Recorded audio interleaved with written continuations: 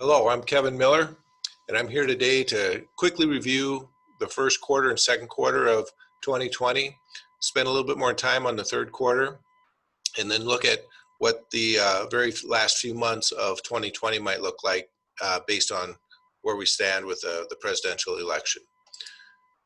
If we start out looking at 2019, stock market had a very good year. The S&P 500 was up almost 29% for the year. When you consider inflation was only at about 2%, a lot of people accumulated a lot of wealth in 2019. If we look at 2020 through the first three quarters, you'll see that the stock market peaked on February 19th, and then from February 19th to March 23rd, it dropped by 34%. It took the stock market only 21 days to drop more than 20%, which is called a bear market. Whenever the stock market goes down 20% or more, it's considered to be in a bear market. It only took it 21 days to go from peak to 20% less, which is half the time it took to drop that much back in 1929. In fact, it was the shortest amount of time from peak to 20% down ever in the history of the market. Typically, during volatile periods like this, it's a good idea to rebalance. Here's an illustration real quickly. Let's say you had half your money in bonds and half your money in stocks. And after the sell-off of this nature, hypothetically, let's say that your stock allocation went from 50%, the dotted line, down to 40%. And because this shrunk so much, your bond allocation actually made up more of your portfolio. It occupied 60%. Well, rebalancing enforces the concept of selling high and buying low. Because what would happen is you would sell anything in any investment that made up a larger percentage of your portfolio than what you originally had allocated. So in this case, these bonds make up 60%. That's more than the 50% you had originally allocated. So it'll take the amount over that, sell it, sell high, and buy low into the investment that was underperforming to get you back to a 50-50 allocation. It's a good way to mitigate risk, rebalancing is, and so it would have been very, very good to have done that back in the latter half of March. For the quarter, the S&P ended down 20.7. It was the worst first quarter in the history of the S&P. Now, throughout the year, we're going to see sell-offs. This slide shows us going back to 1980. The gray bars show you the performance of the S&P 500 for every calendar year. The red dots below each gray bar shows you the amount of sell-off the stock market experienced at 80 point during that year. So you can see that in every year, the stock market has experienced some form of a sell-off. There's 1934 or 1987, it was down 34%. You can see here it was down 20, down 30, down 34, down 49, that would be 2008, down 28, down 20, down 30. And the reason I point these out are all of these would indicate that it dipped into bear market territory, which is typically a news grabber. There are periods where the stock market could be down as much as 19% in 1 year, but still end up 27%, a positive 27% for the year. Just letting you know that throughout the year, the stock market will go back down. Doesn't necessarily mean it's going to end up there. The main thing you do is you don't try to time the market. This shows the last 20 years ending December 31st of 2019. If you're in the stock market over that 20-year period, the S&P 500, your return would have been 6.06% per year. If you'd have just missed the 10 best days over that 20-year period, your return would have dropped from 606 down to 244. But the most important part is that 6 of the best 10 days occurred within 2 weeks of the 10 worst days.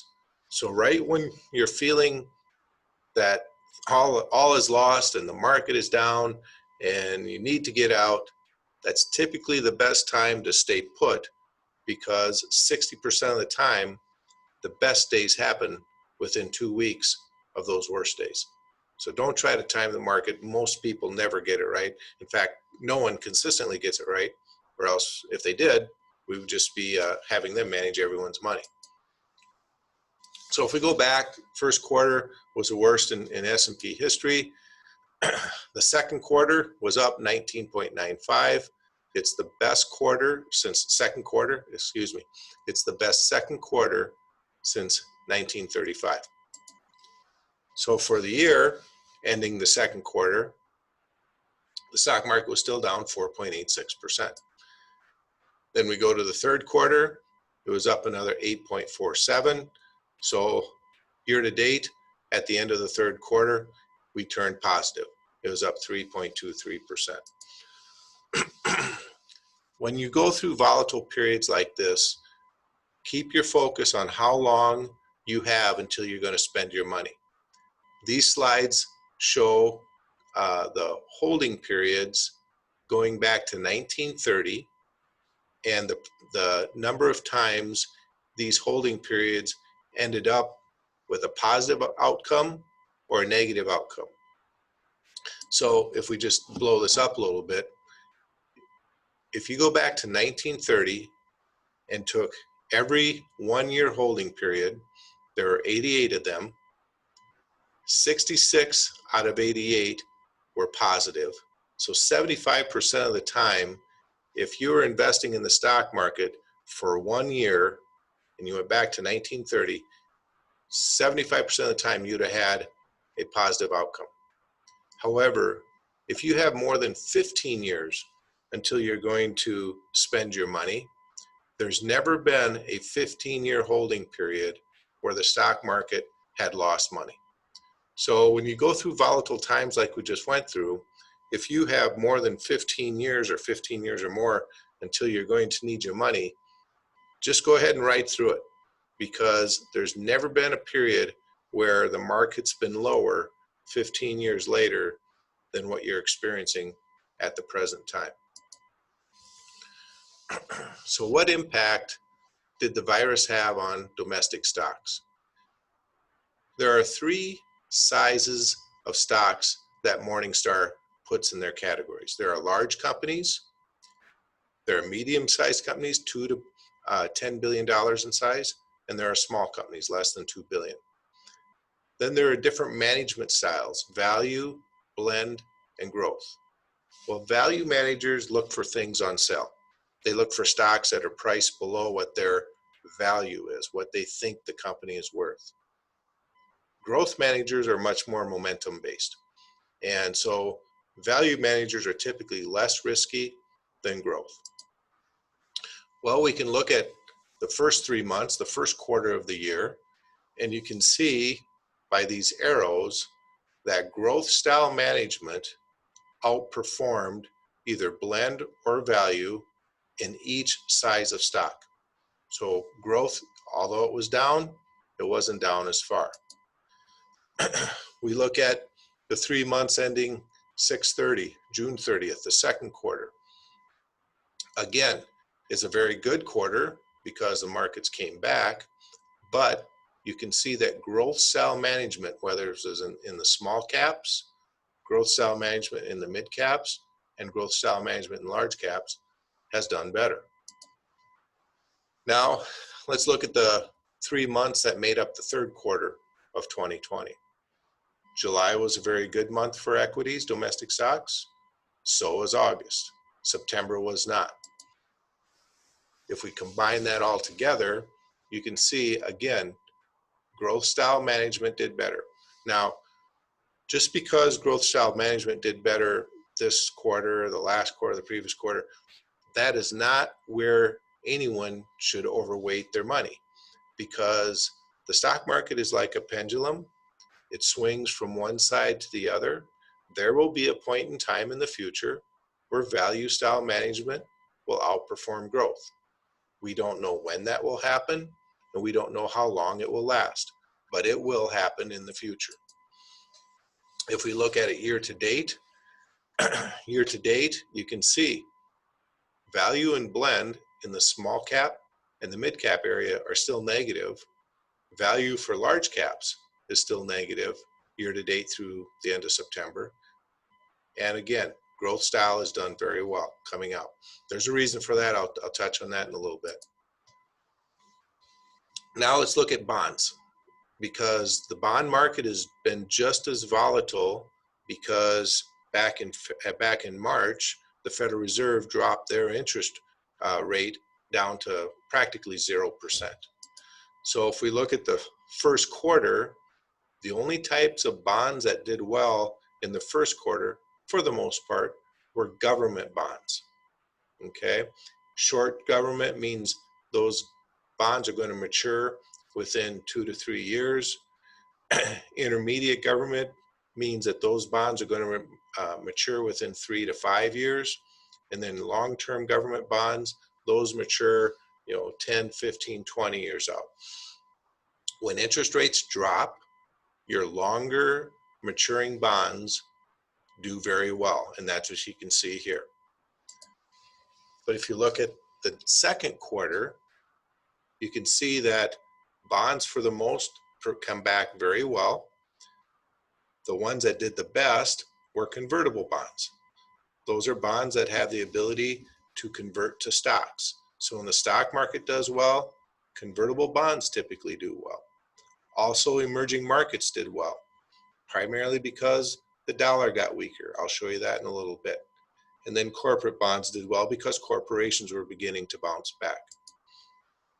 If we look at this last quarter, July, August, and September, you can see July was very good for the bond market. August was mixed. There was some down and some up.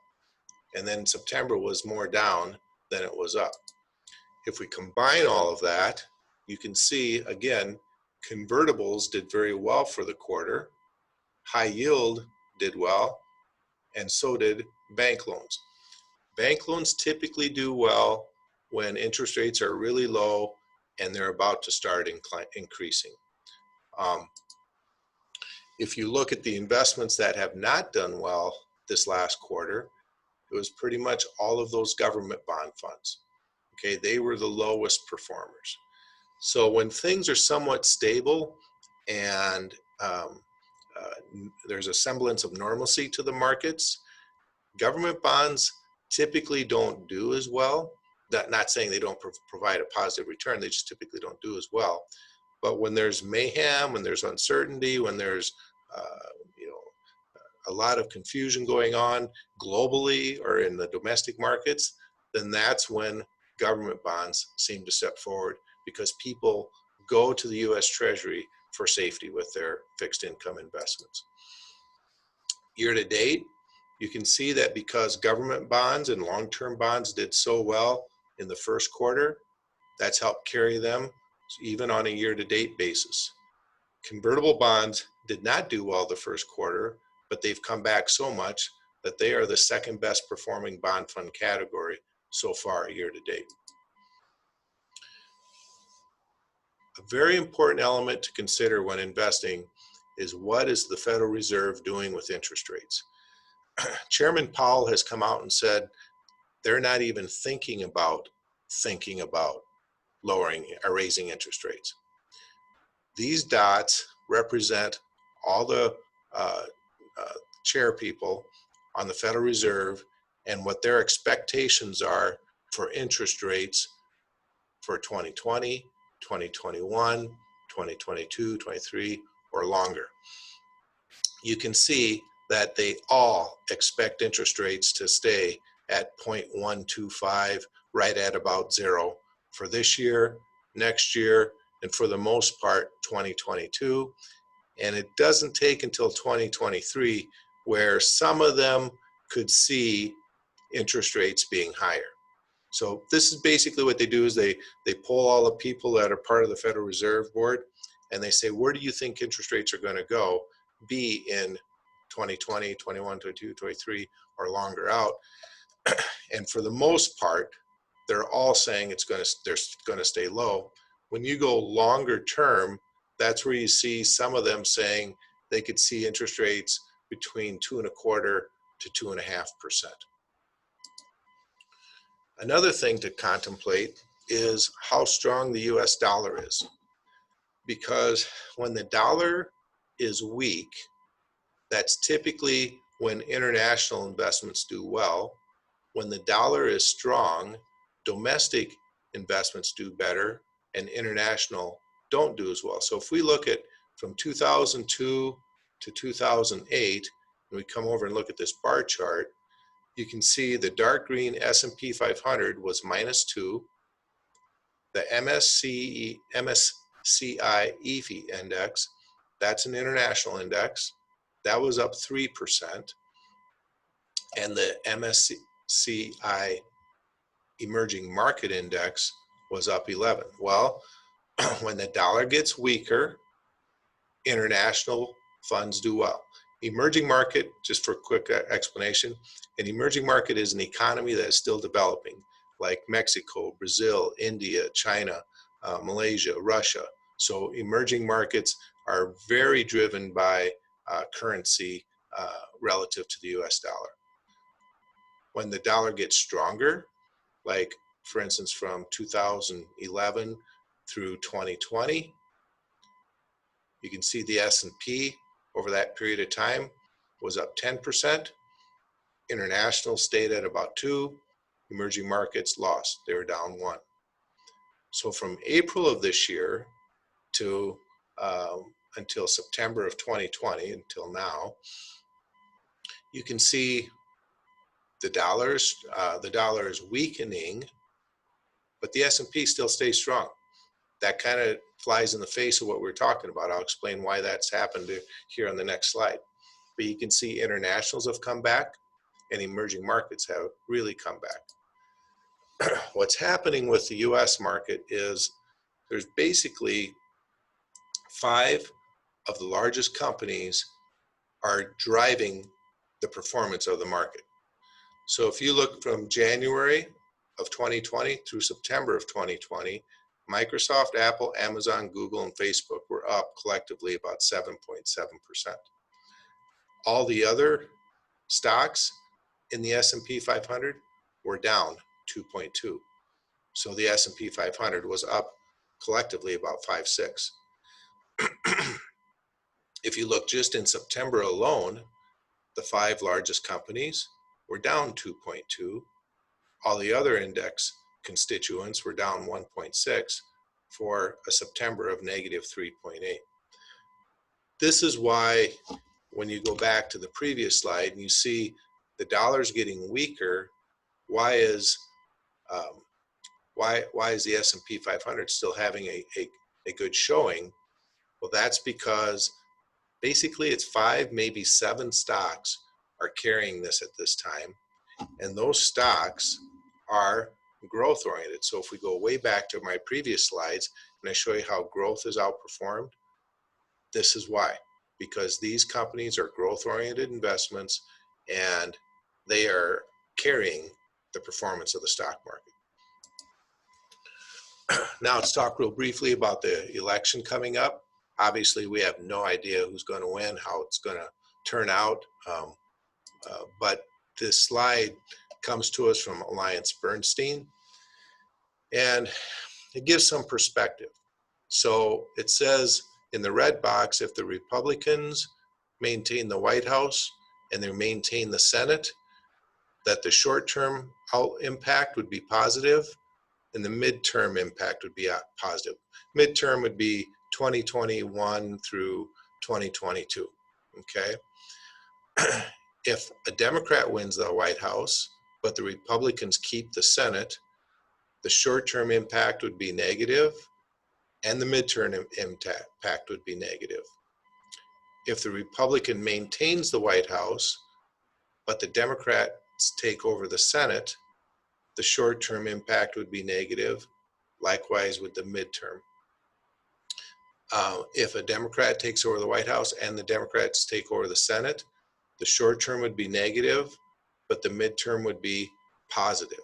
So this is just this organization, AllianceBernstein's perspective on how to view the outcome of the market. It says here the financial markets have benefited significantly from stimulus, which has allowed risk assets are like stocks, to look past the current environment. That's one of the reasons why the stock market has done well, is because of all the stimulus. Not knowing for sure what kind of stimulus will be going forward, this is where they arrive at their perspective on short-term and midterm impacts, whether it's positive or negative. This is a comparison basically between the two candidates' proposals as far as income tax, corporate tax. The Biden administration is talking about raising Social Security tax, removing SALT compared to where SALT currently is, and then just a couple other things. The reason why the midterm is not looking as devastating is because under either administration, they're talking at least $1 trillion of money, stimulus, going into infrastructure. And that's one of the reasons why 2021 is looking like it could be a good year for the markets. We are in a much more divided, we're just more divided when it comes to our political views. Back in 1994, 64% of Republicans are more conservative than the median Democrat. In 2017, 95. So that went from 64 to 95 for Republicans. Back in 1994, 70% of the Democrats are more liberal than the median Republican. And you can see that's gone from 70% to 97%. So if you say the percent of Democrats who have a very unfavorable opinion of the Republican Party, back in 1994, it was only 16%. Now it's at 44. Well, back in 2017. How many Republicans? The percent of Republicans who have a very unfavorable opinion of the Democratic Party? Again, 17, but it's gone up substantially to 45. So this is playing a huge role in how to judge how the markets are going to perform going forward based on how the election results will impact those markets. With it being a polarized world, enthusiasm is quite important. These, again, this is as of July 31st, so it's really candidly, things update so quickly nowadays.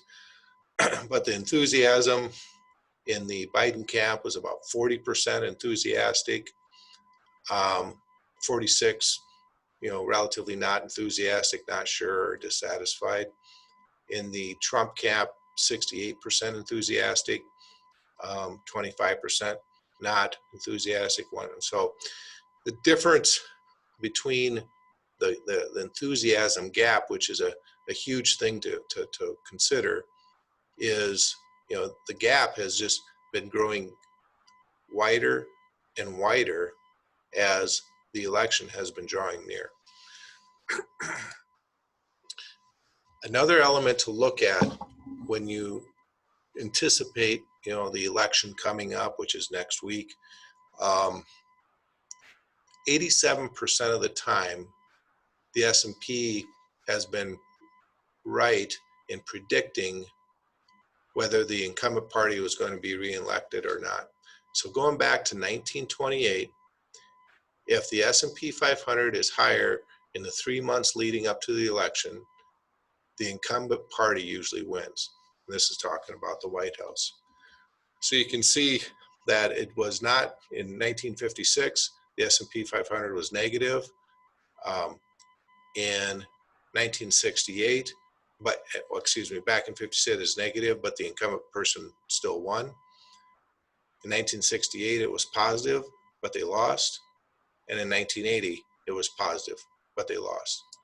So far, as of last night, October 26th, the S&P 500 is up 5.76%.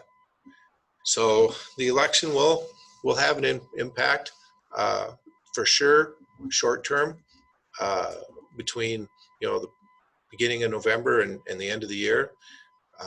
Intermediate, I think 2021 will still be a good year.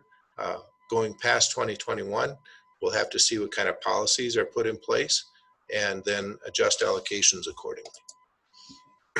Thank you.